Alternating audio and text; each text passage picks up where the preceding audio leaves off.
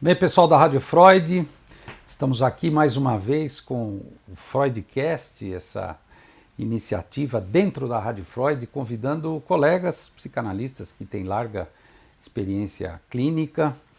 E quando eu elegi os nomes das pessoas, eu usei um pouquinho da minha cabeça, mas também usei um pouquinho do meu coração. Então hoje eu estou com uma pessoa muito especial aqui, que vai, enfim, tentar responder as minhas perguntas, as minhas provocações, que eu acredito, esteja numa sequência desde a primeira entrevistada até o último, serão 10 entrevistados. E a ideia é poder falar um pouco de psicanálise, poder pensar um pouco sobre psicanálise e principalmente satisfazer talvez algumas curiosidades, expectativas de quem assiste ou ouve esse programa, tanto no YouTube, bem como também no Spotify, enfim. Então tem sido uma experiência interessante. Então eu queria agradecer inicialmente a minha amiga, importante frisar, Fátima Mielnitsky. Já nos conhecemos há tantos anos e a Fátima tem muito a dizer. A Fátima tem um consultório aqui na cidade de São Paulo, tem uma atuação institucional, é uma estudiosa, como vocês vão ver aqui, tantos livros, e principalmente é uma pessoa que pensa sobre a clínica, sobre a psicanálise, sobre a vida, sobre a sociedade, e é isso que interessa para a gente aqui no Freudcast, é aquilo que o psicanalista tem a dizer. Então, meu papel aqui vai ser tentar extrair e será um prazer. Fátima, muito obrigado. Eu queria que você começasse dizendo a primeira pergunta que eu faço para todo mundo. Como foi seu encontro com Freud? Leandro, muito obrigada por ter me colocado aí nesse time de 10, sendo a quinta. Eu sou do 25 do 5, então o número 5 era o número também da minha camiseta do basquete. Então, te agradeço pela referência. E como é que eu conheci Freud? Sim. Foi através de leituras. Conta aí. Porque eu sempre fui fissurada em leitura. Uhum. E no ano 68, eu fui morar nos Estados Unidos. Estados Unidos. E eu era menor impúbere, assim que se designa uma menina que ainda não menstruou. Sim. Estava lá, encontrei meu irmão, ele estava fazendo a pós dele lá e eu ia ficar os anos de pós com ele lá, porque era a época da ditadura e meu pai tinha uma preocupação muito grande que eu pudesse ser um peixe a ser fisgado, porque os irmãos todos participavam de movimento estudantil.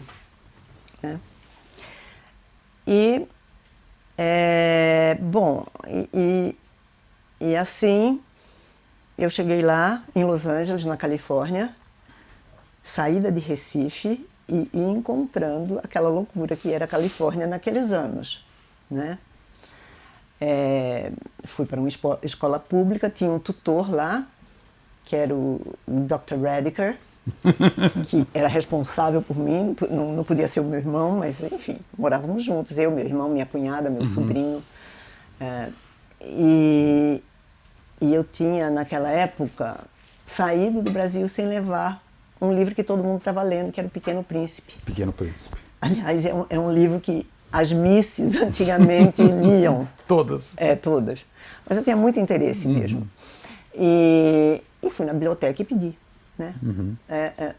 Se tinha um livro, ela me trouxe em inglês. Eu disse, olha, eu acabei de chegar, meu inglês é muito pouco favorecedor. Eu queria ler na minha língua, em português. Um mês depois, o livro chegou na escola, a bibliotecária me chamou e trouxe o livro. E, enquanto isso, eu ia lá e fuçava a biblioteca. E eu já tinha ouvido falar de Freud há muitos anos, na minha família se falava dele, sobretudo quando se discutia sobre amor. Amor, interessante. Na vamos família. Lá, vamos lá.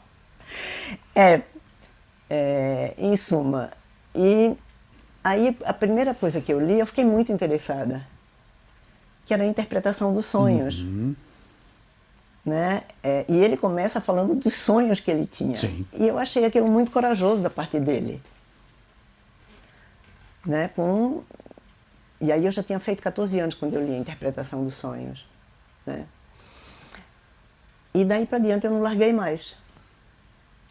Não larguei mais a leitura. Como você pode ver atrás de você, tem aí a coleção de Freud em português, tem a da Morhurto, tem a em espanhol López e Ballesteros, tem... E hoje em dia tem as outras também, tem as outras traduções, né?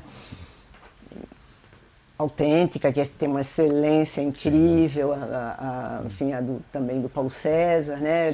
Pela Companhia das Letras e tudo mais. Agora, foram anos de, eu diria, esses anos passados na Califórnia foram anos que transformou a minha vida. Por quê? Porque eu conheci um outro mundo, né? Eu conheci um outro mundo, um mundo enfim, a gente morava perto do hospital onde meu irmão trabalhava em 2 hospitais que eram importantes para a pós dele, John Wesley County Hospital and General Hospital, que era pertinho da casa. Sim. Mas só que lá, pertinho você não vai a pé, né? Especialmente tem freeway sempre, é um inferno de vida. Pertinho 10 quilômetros. Mas, eu, depois dos primeiros 6 meses, eu me enturmei, né? Me enturmei lá, tinha que participar do time de futebol, porque eu era brasileira. Sim, mas especialmente naquela época. Naquela época era, né? Eu estava lá quando o Brasil jogou no México. Sim. Né? Uma Copa, enfim. E eu fazia todas essas coisas, era diferente, eu tinha escola o dia inteiro, né? Você podia escolher o que você quisesse fazer de artes, eu fiz cerâmica, participei do coral, podia escolher música, você podia escolher a cada ano o que você queria fazer. Né? Era muito interessante. E tinha o barbitúrico da época, que se chamava Reds. Reds. E todo mundo tomava o bagulho na hora do almoço. E eu ficava chocada. Né? Sabe, você sai de Recife, do Pernambuco, aquela coisa mais... né? Claro, provinciana. Provinciana. Aliás, o Brasil inteiro, para mim, é provinciano. Claro. Salvo São Paulo. Sim. Né? Porque o Rio de Janeiro, por exemplo, eles mantêm um sotaque português com os R's e S's. As portas, né? Tem uma coisa que eles têm uma certa nostalgia de ancestralidade real, né? Da realeza. Sim. Eu dou risada, né? Porque eu falo para meus amigos, meus colegas cariocas e tudo mais, precisa se lembrar disso, né? Olha, não é bem assim. Mas enfim, foi assim que eu fui conhecendo Freud. Tá. Aos pouquinhos na biblioteca da El Sereno Junior High School. E deixa eu só fazer um parêntese. Olha que interessante, eu te faço uma pergunta, qual foi o seu encontro com Freud, você responde e demarca. Poxa, Leandro, eu estava nos Estados Unidos, na biblioteca, nesse caso você se defrontou com Freud em inglês. Sim. Né? Sim, mas porque aí eu já estava fazendo também uma disciplina que era o inglês de Shakespeare, que era bem difícil. Ou seja, o seu inglês foi se desenvolvendo, obviamente, depois do Pequeno Príncipe em português, você já pôde ler o Freud em inglês. Foi excelente você ter falado disso, que eu queria embutir uma pergunta nisso. O Freud morre em 1939, e a obra dele é impressionante, ela não para de crescer. Você disse aqui atrás de mim, tem 3, 4 coleções, eu estou vendo ali da Companhia das Letras, não para, as traduções não param, porque os direitos ficaram livres depois de 2009. É isso, 2009, 39 Freud morre, 2009, 70 anos depois, no Brasil, a obra é livre, não para de crescer. Mas vamos voltar lá nos anos 70. A gente fala muito que Freud, nos Estados Unidos, Freud tinha uma postura crítica frente aos americanos, ele não gostava muito dos Estados Unidos, aquela coisa. Freud tinha uma resistência. Dizia, não, a psicanálise não é compreendida lá, depois veio o behaviorismo, enfim, né, aquelas coisas, né, que a psicanálise é inferior, é uma loucura do Freud. Então deixa eu te fazer uma pergunta agora importante. Mesmo, obviamente, dentro das limitações do local, Los Angeles, você teve acesso à obra do Freud, leu Freud em inglês, se apaixonou, continuou lendo e hoje, tantos anos depois, olha aqui no seu consultório quantas traduções e versões brasileiras a gente tem. Você acha que a obra do Freud, mesmo num país ligeiramente ou profundamente refratário, ela consegue se sustentar, ela consegue avançar? Consegue. Por quê? Porque há sempre um núcleo de resistência. a estupidez. Essa foi boa. Essa foi boa. É fato, né? Porque você tem excelentes analistas lá. Né? Então, que não pertencem, e cada estado tem a sua legislação para você ser psicanalista. Explica isso pra gente, isso é importante. Aí depende, eu não conheço todos os estados, o Estados Claro. Unidos é muito grande.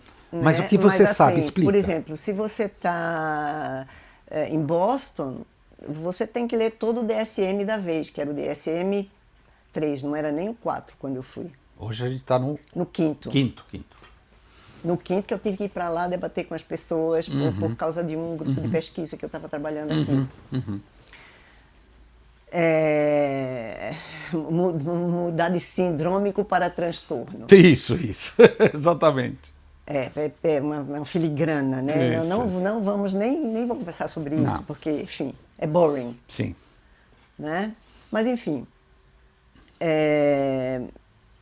os caminhos para seguir adiante, né? Depende justamente das pessoas pensarem, delas levarem em conta, né? Porque não é nem a descoberta, porque o que é descoberto está lá encoberto. Exatamente, tá? descoberto. Recoberto. Ele inventou isso. Ele inventou a clínica da escuta, cara. Tá. Em 2017, não foi justo, não foi em 2017, foi em 2018, em setembro. Eu passei uma temporada em Paris, por causa também de uma pesquisa, e estava no Museu de História Judaico, lá no Marais, uma exposição de Freud. A mudança da clínica, do olhar para a clínica da escuta. Com a histeria, etc. Nossa, eu trouxe o livro dessa exposição e eu vi essa exposição com qualidade, porque eu podia ir todo dia que eu quisesse, 1 hora, para ver cada pedaço, né? Do que estava envolvido nisso, na escuta. Porque eu me dei conta aí que psicanalista se ocupa de uma vestimenta que se chama palavra. Ele veste o sintoma dele com palavras. Tá. Mas a psicanálise sofre de um estorvo de memória, que é o recalque. Então a gente precisa trabalhar a escuta, não é o ouvir. Né? Escutar, às vezes, é uma sílaba de uma palavra, Sim. com a de outra, um pedaço de uma frase inteira. Sim. Né? Isso tem que ser escutado. Isso precisa ser escutado. Então, quer dizer, isso não mudou desde o Freud, evidentemente, e o registro que o Freud fez, que são os textos que acabou se tornando a obra dele, do seu ponto de vista, continua mais ativa, mais presente, mais potente do que nunca. Sim, porque ele é uma figura muito interessante. O legado que ele deixa, o último texto escrito justamente no último ano, 39. que ele só foi para Londres porque Ana Freud foi levada Sim. pelos agentes nazistas. E passou a noite inteira lá com os SS, sendo interrogada. Sim. E não sei mais o quê. Quando ela chegou em casa, a primeira coisa que ele fez foi: a gente vai embora, Marta. Falou com Marta, foi a Marta, foi a funcionária que trabalhava com eles a vida inteira na casa, Ana, e mais a filharada. Ele já tinha perdido o filho na Primeira Guerra, sim, ele já tinha passado um mau bocado e carregava um câncer no palato. Sim. Né? E ainda assim escreveu em Londres. Um dos únicos que conseguiu sair e levar toda a coleção dele de arte. Tá. Porque não era assim com os demais. Não. Por quê? Porque tinha Churchill na Inglaterra dizendo: você vem para cá, Roosevelt lá nos Estados Unidos e Marie Bonaparte na França. Mas na França o regime era o regime de Vichy e ele estava vendido ao nazismo. E Freud só fez um pit stop em Paris, conversou com Marie Bonaparte e picou a mula. Não se encontrou com Lacan. Não, Lacan que não se encontrou com ele porque era muito vaidoso. Claro, vamos exatamente. combinar. E um pouco tantão Os também. lacanianos, olha o que ela está falando, hein? Isso sim. Sim. Enfim, eu não sei. Claro. Estou aqui, Lógico. é uma hipótese minha. Claro, claro. Isso não é uma verdade, mas é uma hipótese, né? Um espaço para um xiste nosso aqui. Mas aí ele vai para Londres e você tem razão. Ele ainda escreve lá de Londres, tem texto inacabado que depois está no último volume da coleção.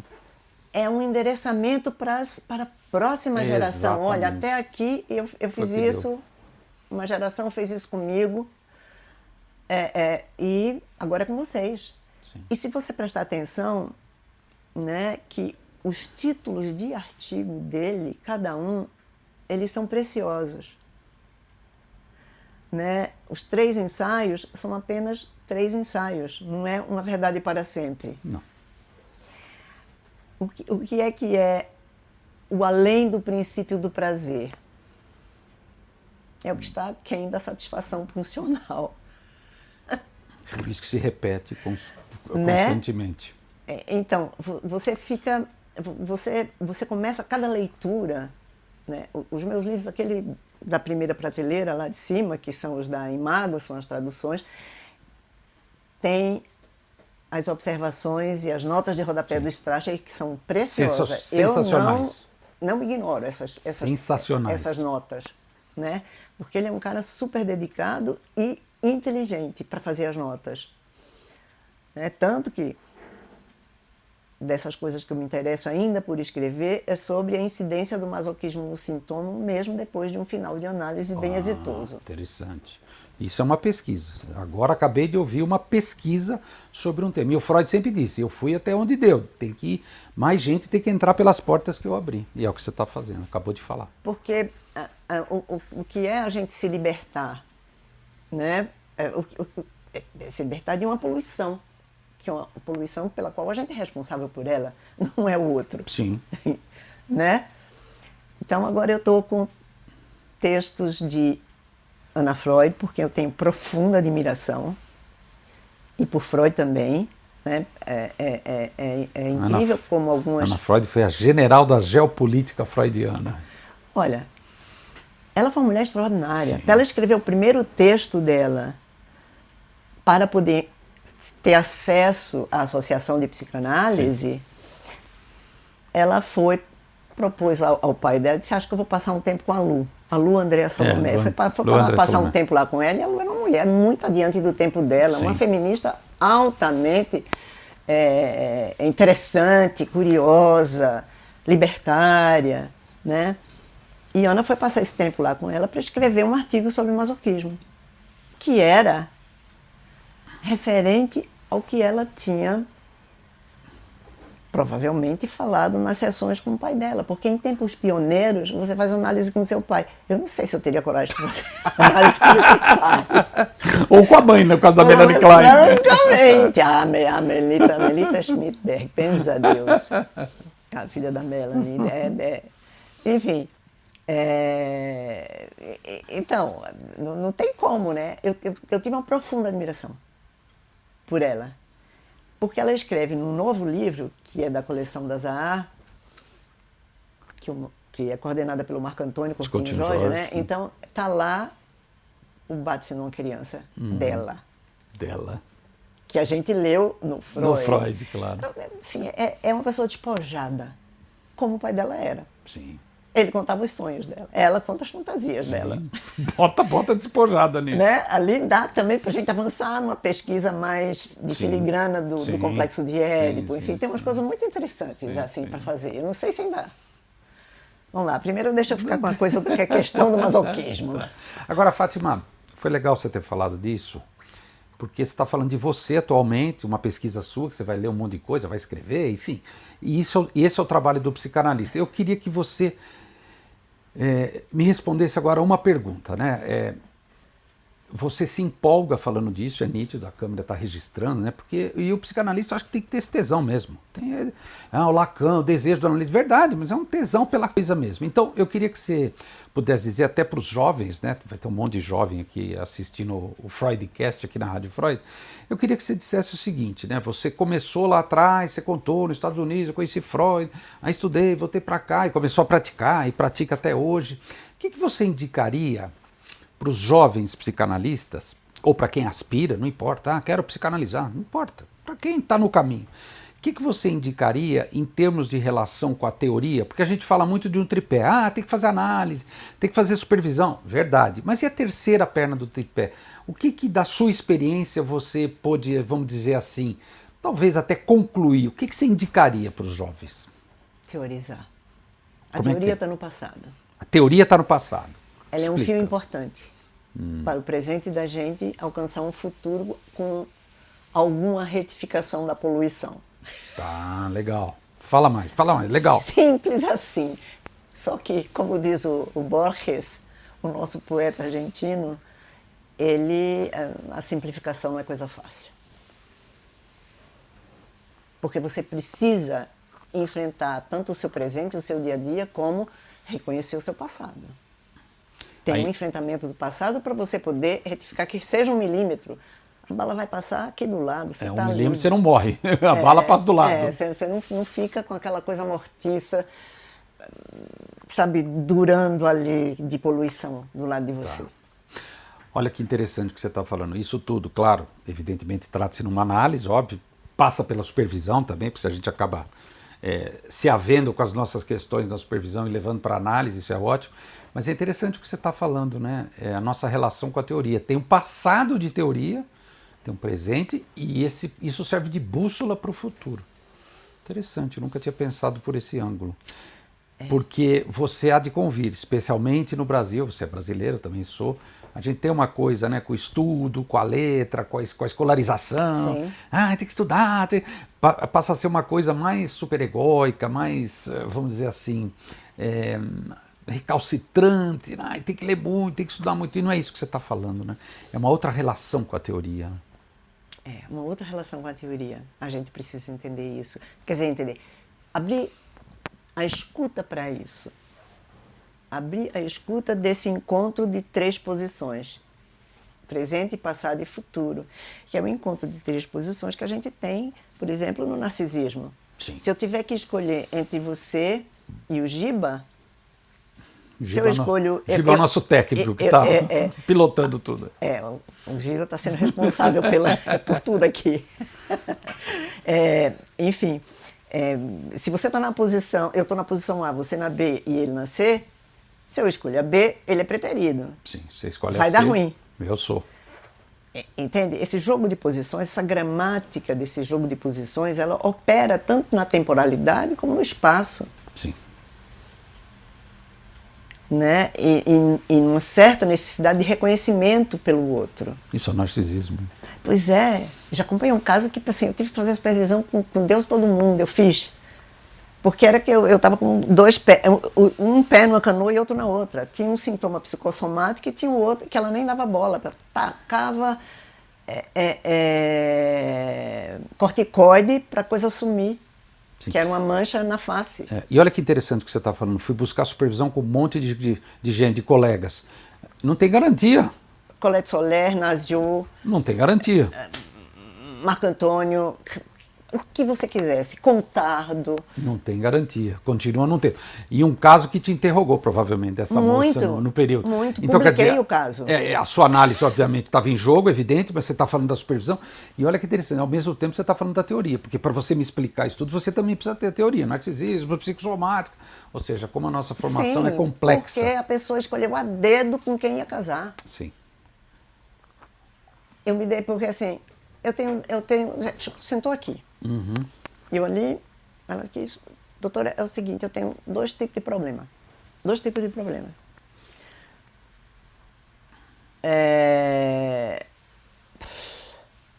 Tem uma coisa que não me incomoda muito não, aparece aqui no meu rosto, assim, desse jeito, e fica meio arisca. Minha vermelhinha, eu não posso coçar, mas eu dou uma carga de corticoide e ela some. Agora tem outra coisa que me perturba. De repente baixa um arquivo na minha cabeça que eu estou contaminada. Estou contaminada e acho que vou morrer. Como se não tivesse ligação as duas coisas, né? Eu já pensei, Mandrake, vem me salvar, Mandrake. Sim, salabim, pim, assim, sabe? Isso é psicanalizar.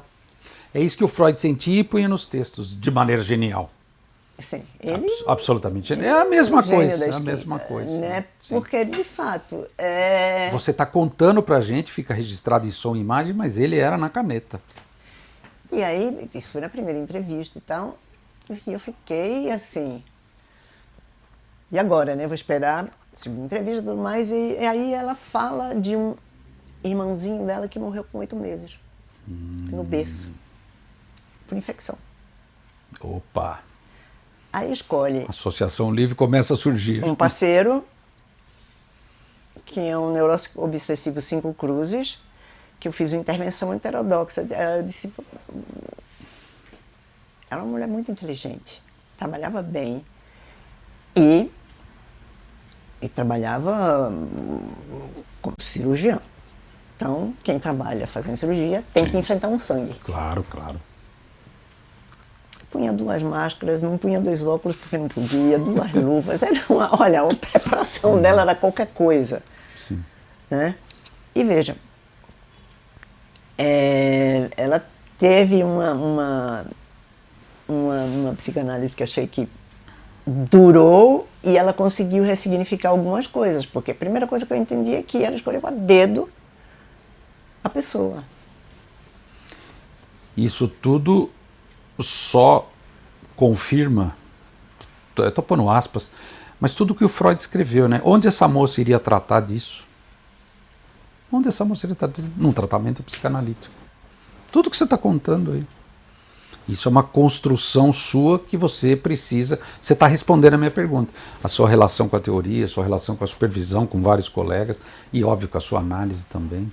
Só você poderia ajudá-la, claro, evidente, pelo fenômeno da transferência, é óbvio, mas é só num tratamento psicanalítico que essa mulher poderia tratar disso. E se não tratasse, o que aconteceria? Não sei.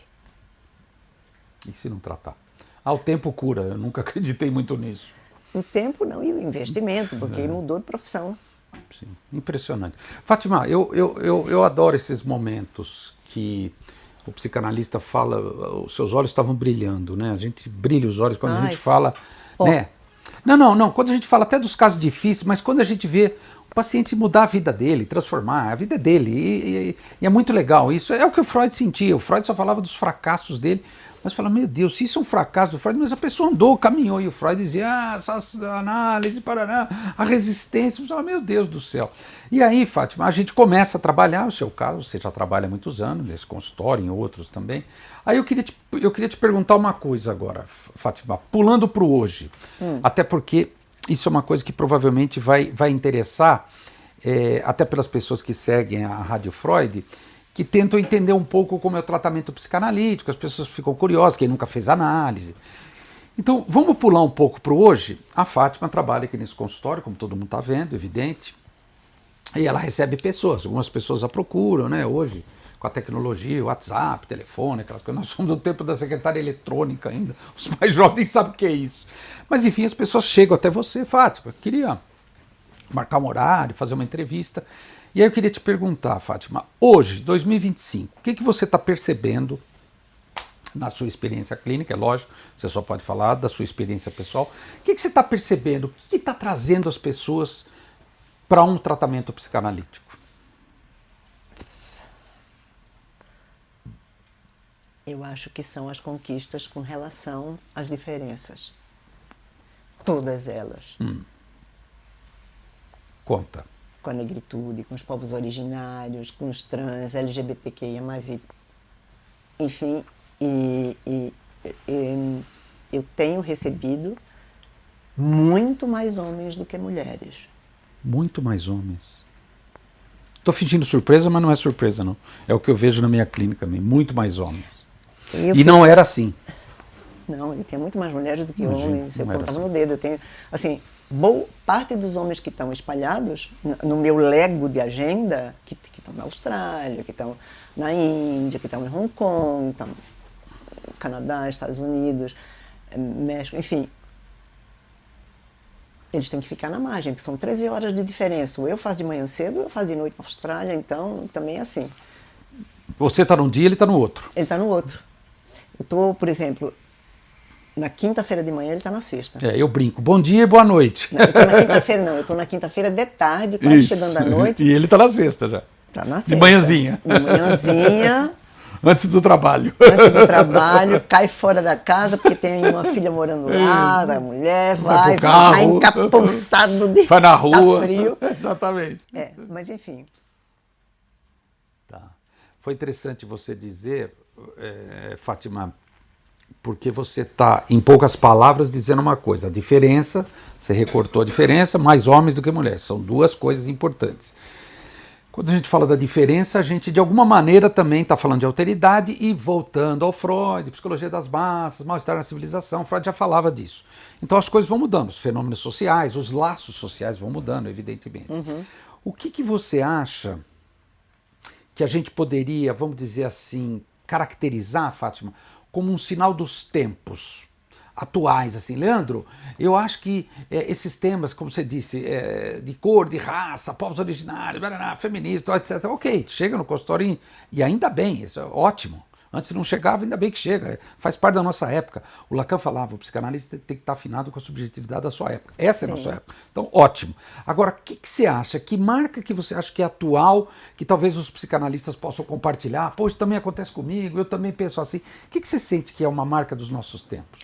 Veja, a gente está numa sociedade individual avançada de consumo de imagens. Isso é um problema. Eu acompanho encontros, summits, não viajo para esses encontros, mas eu recebo toda a papelada desses encontros em que o coeficiente de inteligência das crianças está mudando por causa da tela do celular. Um monte de gente fala isso. Eu não estou falando, é evidente, eles querem a telinha, todos, eles e elas. Aumentou uma margem de suicídio para crianças e adolescentes galopante nos últimos anos, né? Então a gente precisa estar atento a isso, né? Qual é o recurso que a gente tem para lidar com isso? Você acha que a psicanálise dá a resposta para isso? Ela nos ajuda a enfrentar isso? Eu acho que a psicanálise continua na dela. Que dentre todas as operações de saúde mental, né, todas as linhas, né, de cuidado e de tratamento, elas trazem respostas prontas. Tem, assim, como é que você vai tratar com o método ABA? O TEA, o transtorno do espectro autista. Tudo vira terra. Criando robô? Não. De jeito nenhum, não é assim. Né? Mas se encaminham para isso. Então, por quê? Porque a gente não tem essas respostas, nem tem passos prontos a dar. Cada um é singular e particular. Né? Nisso a psicanálise não mudou, desde Freud. Então, isso me preocupa profundamente. Isso é uma marca dos nossos tempos. Tanto que uma das primeiras coisas que eu fiz com meu neto foi fazer dele um leitor. Ele era bebê, punha uma cadeirinha que punha lá e tem um bracinho que ela ficava pendurada na mesa e eu com o livro contando histórias para ele. E ele 6 meses já introduzindo na sopa de letrinha. Vamos lá, querido. E ele hoje chega em casa, já adolescente, puxa da mochila um livro e vai ler o... Que é isso? Vem contar para mim o que é que está acontecendo. Depois você vai ler isso aí. Fiz dele um leitor. Porque ele não dá trabalho. Em novembro, ele não precisa nem fazer as provas, e faz. Sim. Então você está marcando uma diferença entre uma criança, um adolescente que, por exemplo, gosta de leitura e outro adolescente que fica só nas telas e os efeitos disso que chegam ao nosso consultório. Muito Sim, os bullying na escola, os suicídios, enfim, que a gente acompanha. Ou seja, se Freud reescrevesse o Mal-Estar na Civilização, talvez ele tivesse coisa para adicionar no texto. Muito mais, porque ele é um gênio, né? Sim. A gente está aqui se esforçando para nomear. A gente rema e Freud já tá lá na nessas frente. águas e ele Tá. Nada de braçada. É com vocês agora, né? E a gente precisa, né, remar nessas águas. Fátima, a gente está um pouco ainda no social, né? Vamos chamar de social, porque Freud sempre teve interesse no social. E aí eu queria te fazer duas perguntas agora, você vai ver que uma está ligada à outra. Quando você acabar de responder, eu já vou encaixar a segunda, que tem a ver com o que a gente está falando. O Lacan falava muito de intenção e extensão. Eu gosto desses termos. Eu acho que eles são válidos, eles são precisos e eles nos ajudam. Eles, conceitualmente, eles nos ajudam a avançar. Então vamos lá. O tratamento psicanalítico, propriamente dito, que acontece aqui, né, ou hoje em dia online, então, tratamento pela transferência, fala, associação livre, atenção flutuante, isso é o hardcore da nossa profissão impossível. Você acha, pensando estritamente no tratamento psicanalítico, claro, e na psicanálise é óbvio, você acha que a psicanálise tem a avançar? Qual que você acha que é o futuro do tratamento psicanalítico? Bom, o futuro do tratamento psicanalítico, eu não sei bem te dizer, não, do que seria, né? Mas o que eu sonho é que eu sempre procuro o humor nas sessões. Humor. Né? Porque a pessoa que acha que é bacana estar numa posição passiva porque ele é servido pelo mordomo, pela funcionário, por não sei quem, ele esquece que ele está numa posição passiva, ele não sabe fazer aquilo. Por que ele não se capacita? Por que ele não se autoriza? Por que ele não se responsabiliza? Está doente. E não se tocam para isso. Aí depois de 1 ano, 2 anos, já não vai, eu brinco com eles, eu digo, olha, isso sabe que é um jogo de perde-perde? Você continua poluído e polui a minha reputação. Vamos começar a pôr a mão no que precisa pôr? Ter coragem de enfrentar as fraquezas, as mesquinhezas, enfim. Isso é interessante. Uma boa. Então você acha que o tratamento psicanalítico, nesse sentido, não só incide sobre isso, mas ele continua potente? Você acha que isso vai se manter durante o futuro? Acho que sim, porque a gente tem uma porta de entrada, que é nascer, e tem uma porta de saída, que é morrer. Do berço à cova, como você já disse. Do berço à cova, você adoro. Conhece, né? Eu adoro. Tem um intervalo no meio chamado vida. É vida. E a vida, eu acho a vida uma aventura extraordinária. Extraordinária. Porque, até porque a gente tem uma previsão de DNA de viver 120 anos, né? Cada vez mais. Só que a gente vai, no meio do caminho, reduzindo isso na esbórnia. Porque bebe, porque fuma, porque cheira, porque... Faz um monte de coisa errada. É. Tudo que dá prazer. Dorme tarde, come mal, não se alimenta de comida de verdade, vai no mercado, o pacote é bonitinho. Quer dizer, isso tudo começou lá nos Estados Unidos, tá? Sim, sim. Na época em que eu estava lá. Exato, já naquela época. Eu vendia World's Fine Chocolate. World's Fine Chocolate, eu era consumidora dele também.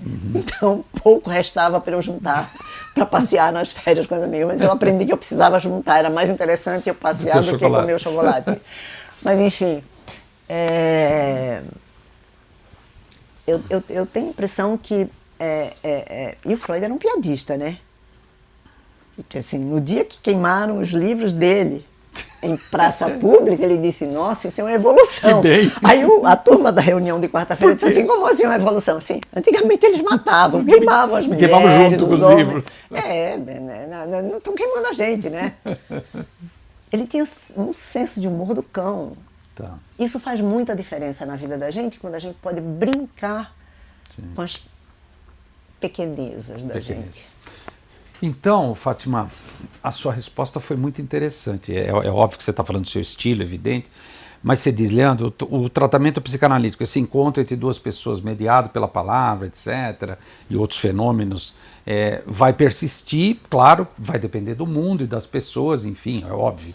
Mas o laço entre o analista e o paciente ainda continua potente. Aquilo que o Freud inventou ainda é válido.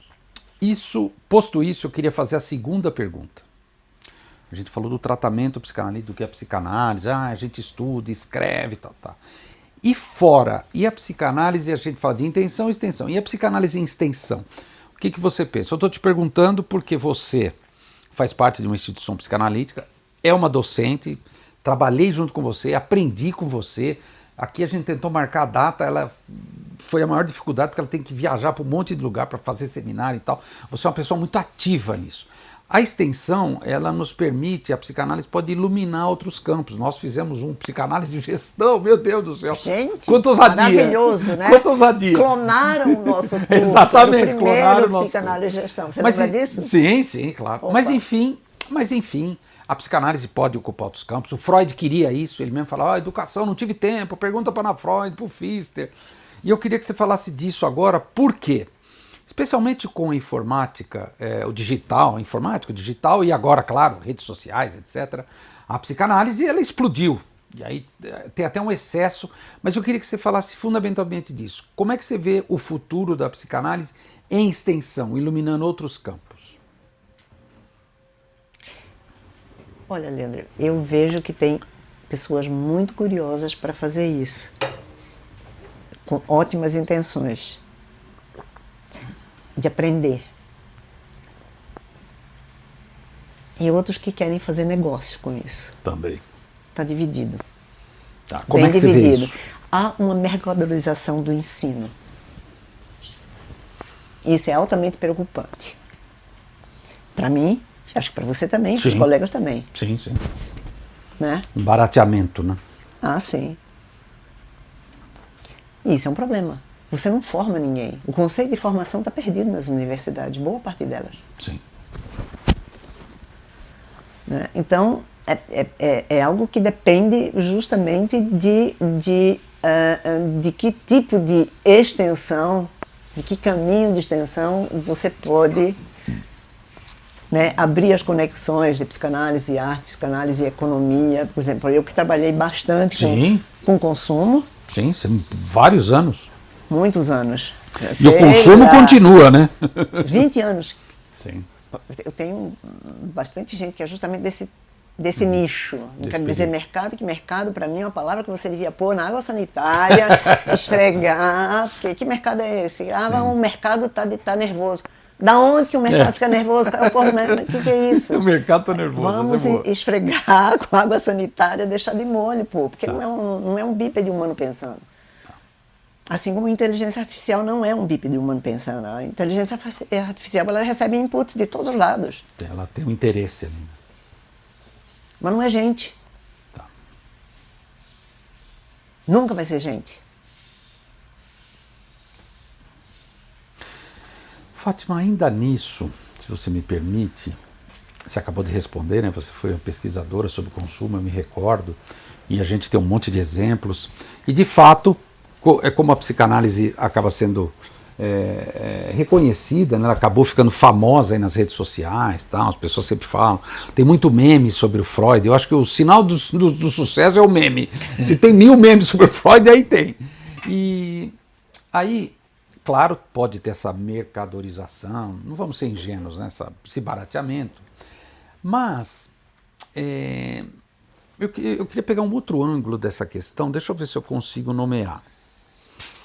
Como a psicanálise, ela tem uma estrutura, né, eu sempre brinco, um edifício teórico muito sólido, você não acha que a gente corre o risco, a gente toma cuidado com isso, claro, mas corre um risco da coisa virar meio religiosa, como a psicanálise, como a Bíblia, o Freud é o Jesus da coisa.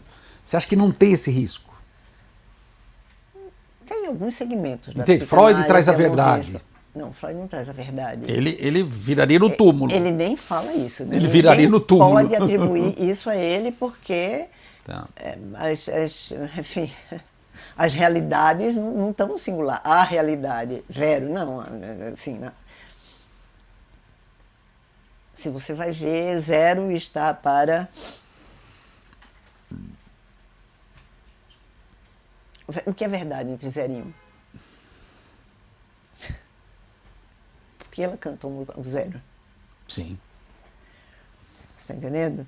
Então, você recebe um casal, enfim, que está em conflito, Cada um acha que é dono da verdade. Sim. É uma história diferente da outra. E ele acha que tem a verdade. E cada um querendo que você dê razão para ele ou para ela.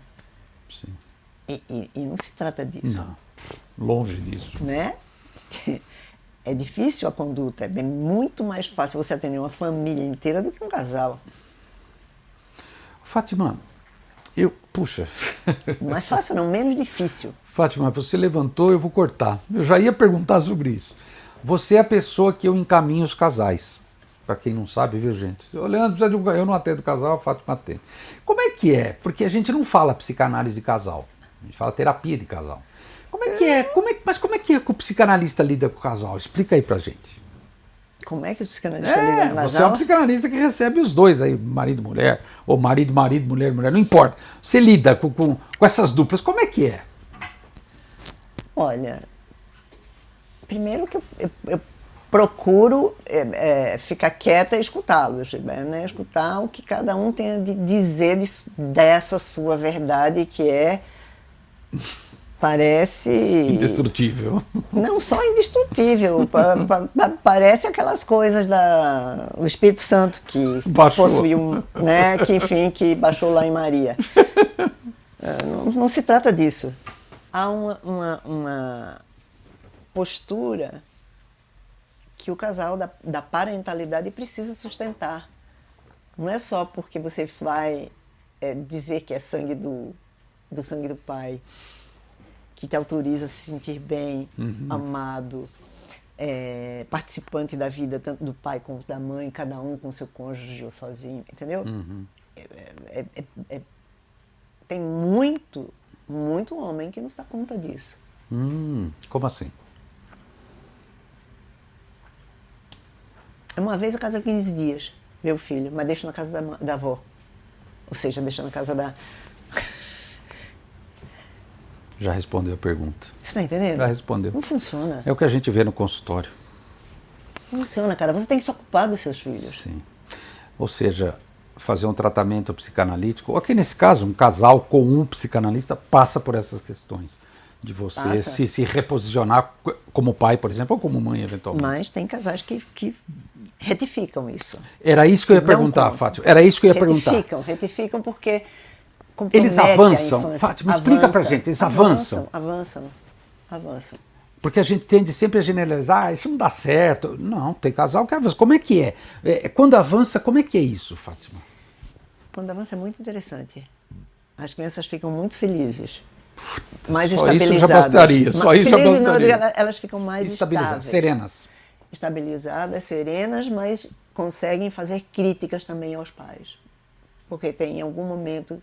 Às vezes você sabe que eu faço intervenções heterodoxas. Sim, eu sei, por isso que eu estou aqui. Cachorro, sogro, entram nesse pequeno espaço aqui porque eu quero saber para onde vai o afeto. Sim.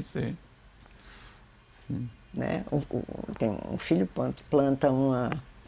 Tem uma planta dentro do carro dele, do quarto dele que está num dos armários, não tem roupa, tem lá a tal da planta.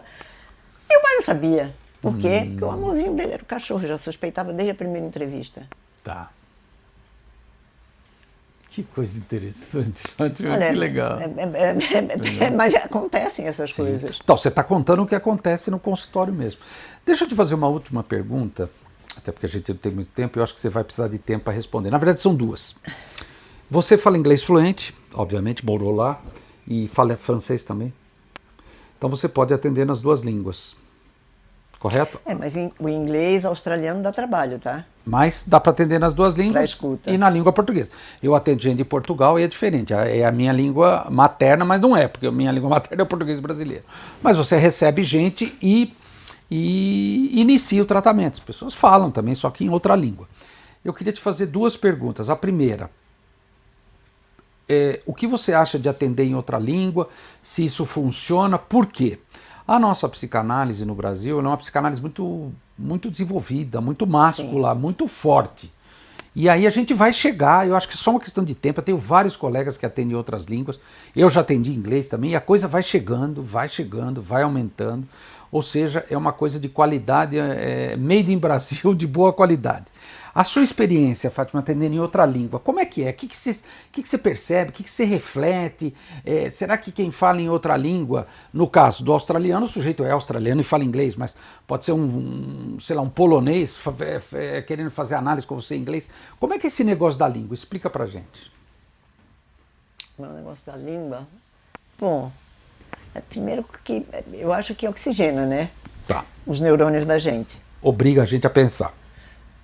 Obriga a gente também a escutar, escutar, né? Pensar e escutar. A escuta tem que ser muito mais sofisticada para você lidar com e conhecer as gírias locais, né? Porque você não pode imaginar que o Brasil inteiro tem uma gíria única para cada brincadeira. Meu paciente inglês falou, Leandro, it's carved in the stone. Aí a minha paciente de Petrolina, Leandro, tá gravado na pedra. Em São Paulo a gente não fala gravado na pedra. É. Só que em Petrolina e lá nos Estados Unidos é a mesma coisa, só que é outra língua. É. Tá gravado na pedra. Você não fala em São Paulo. Não. Eu tive que aprender isso. Eu falei, mas o que é carved in the stone? É gravado na pedra, eu entendi. Tá, é verdadeiro, né? É. Então, quer dizer, você tem que aprender muito também. Estou perguntando porque o Freud atendia em outras línguas. E provavelmente o Lacan também. O Freud atendia em muitas outras Freud com línguas. certeza. E eu acho que o Lacan também. Eu descobri isso num livro infantil, tá? Num livro infantil. Num livro infantil, numa coleção, quando eu abri, falei, gente, ele diz que não falava nada direito, nem escrevia nada direito, né? Enfim, sempre se desculpava nas cartas que ele recebia pela escrita, que não era suficiente. Ele podia ter errado alguma coisa, podia ter, enfim. Mas a língua, de fato, é uma coisa que oxigena a gente. Depois de um tempo, você fica mais familiarizado, inclusive com a cultura do local, porque são diferentes. Você pega alguém de Louisiana e alguém de Nova York, São City, duas coisas distintas. absolutamente. Você pega alguém de DC, eu atendo um casal em Washington, DC, que você me encaminhou. Sim, sim. Né? E, enfim, é complicado, que agora ele é servidor público e está sob a égide desta gente. Perigando.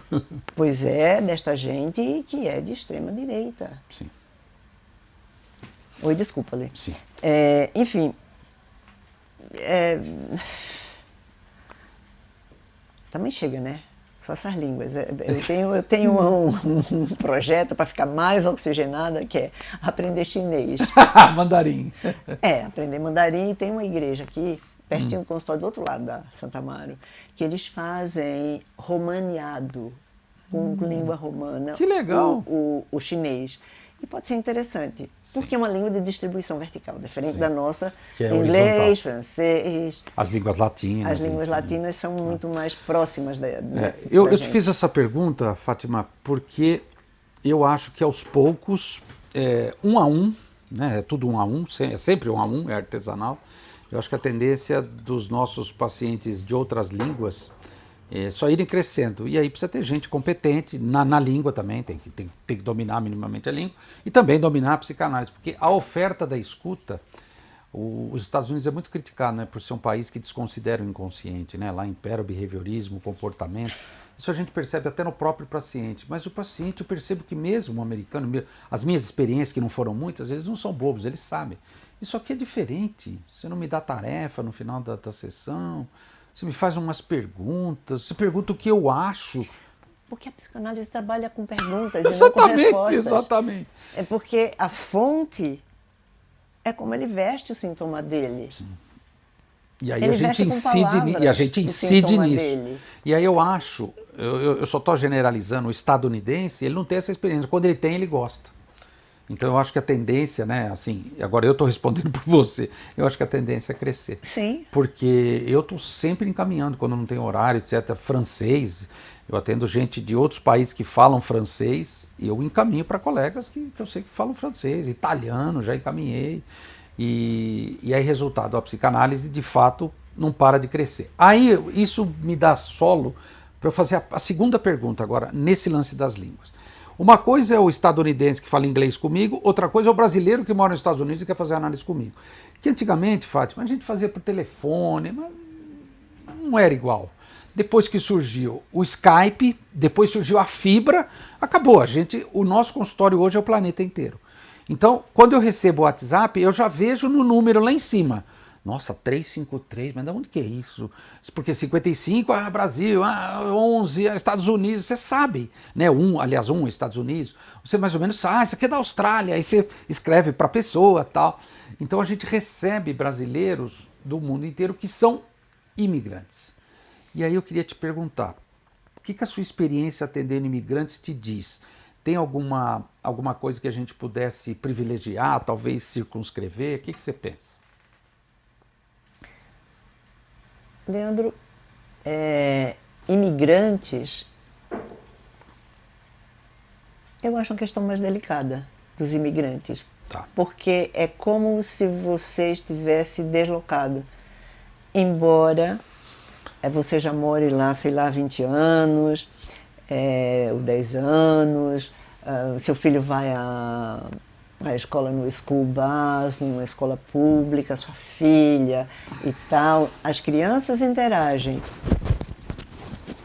Os pais, são essas crianças que conseguem, né, porque as escolas públicas são para as crianças que moram no bairro onde está aquela escola pública. Assim funciona nos Estados Unidos, assim também funciona na França, desse jeito. Né? Então, e elas, veja, elas são o elo para que os adultos se conheçam, se encontrem, tenham um laço ali entre eles. Sem a criança isso não aconteceria. Sempre tem um grupo de brasileiros ou brasileiras que eles fazem na cidade. Pode ser no meio do nada. Acha brasileiro. Acha. Então, peraí, isso é importante o que você está falando. Então, um casal sem filhos teria uma dificuldade de fazer um laço com a comunidade local nativa. Acho pouco provável. Nossa, você tirou as palavras da minha boca. É isso que a minha experiência mostra. Exatamente o que você acabou de falar. A criança, ela de fato é nativa e fala a língua inglesa, por exemplo, e ela também fala português. Os pais falam português e também eles têm falam vergonha inglês. Do sotaque do pai e da mãe. Tem vergonha do sotaque do pai e da mãe. Mas os pais dessa criança que é nativa, não tem questão, eles são americanos. Sim. Vou repetir o que eu já falei alguns minutos atrás, né? Onde mais um imigrante poderia tratar disso se não fosse num tratamento psicanalítico que agora a tecnologia nos providenciou. O Freud foi o primeiro, né? O Freud, o sujeito ia lá. Eu via as cartas. Freud, tô indo para Viena, vou ficar 6 meses aí. O verão lá. Era o que dava. Hoje não. Você liga que já nem é mais Skype, nem existe, mas você liga aquilo ali e você fala com a pessoa na Austrália, nos Estados Unidos, e ela vai trazer esses assuntos. Isso chega. Por isso que quando colegas criticam, a internet, atendimento online, não gospe no prato. O seu paciente lá da Austrália precisa muito disso. Não gospe no prato, não. Eu ignoro. Tenho colegas que muitos anos atrás eu atendo online desde antes. Sim, do você século já há muito XXI. tempo. Você há muito tempo. Né? E eu me recordo. funcionou. Sim, a gente trabalhava junto e você contava. Por telefone a gente já fazia isso na época. O psicanalista precisa ter a cabeça aberta, nem todos têm, isso não adianta. É um conservadorismo, né? Sobretudo, enfim, em algumas instituições. Sim. Eu imagino que Freud e Lacan fariam com a internet hoje se eles fossem vivos. Seria uma coisa, né? Um foguete. Agora, Fátima, só para a gente encerrar, o que você diria para os ouvintes e espectadores da Rádio Freud em termos assim de uma recomendação, né? Eu não gosto muito de conselho, porque se conselho fosse bom ninguém dá, vendia. Uma recomendação a partir da sua história de vida, do seu percurso também, da profissão impossível. O que você diria para o pessoal aí que está te ouvindo e te assistindo? Né? Chegamos ao final. Eu vou parodiar Freud. Amar e trabalhar da melhor forma possível. Isso não é fácil, quem consegue isso? Bom, Fátima, só tenho a te agradecer, muito obrigado, foi ótimo. Fátima também está presente no Instagram, também vai compartilhar as coisas. é uma maneira da gente, enfim, fazer as pessoas pensarem. E eu acho que foi um caso, aconteceu entre nós dois aqui e também quem está assistindo, ouvindo, vai poder cada um fazer as suas associações dentro das possibilidades. Muito obrigado, Fátima. Oh, eu que agradeço, Leandro. Agora parou de Freud, que é o desafio, né? Porque é preciso investir e se engajar. Sim. Tem essa parte também que eu não falei. Sim, Você precisa investir claro. no seu amor e se engajar. E no trabalhar também, Sim, né? tem que bancar o preço. Não tem como. É isso Muito aí. obrigado, Fátima. Obrigada a você, Leandro.